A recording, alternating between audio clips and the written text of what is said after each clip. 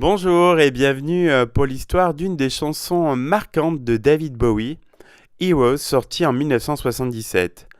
À 29 ans, David Bowie n'était certainement pas la première pop star, ni la dernière, à fuir Los Angeles et ses excès. La vie à LA m'avait donné un sens exacerbé de la prémonition, avait-il avoué.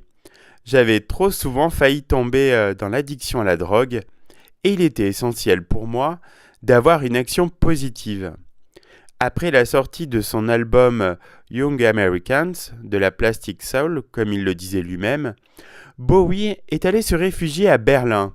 Il se sentait proche, artistiquement, du Berlin de l'époque, expressionniste, avec Mark Reinhardt, Bertolt Brecht. De plus, la vie n'y était pas chère, il était alors fauché, et il n'y était pas connu.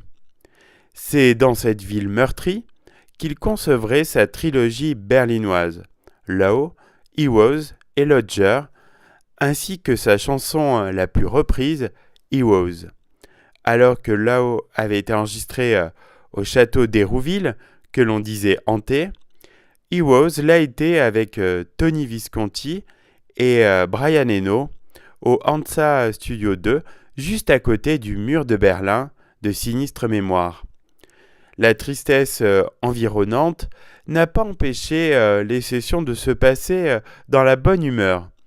Eno et Bowie se payaient souvent des crises de rire en imitant les acteurs comiques Peter Cook et Dudley Moore.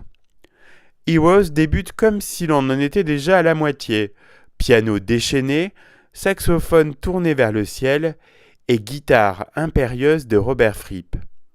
La chanson décrit à un moment donné la rencontre de deux amants près du mur, les coups de feu au-dessus de nos têtes, et nous nous sommes embrassés comme si rien ne pouvait s'écrouler.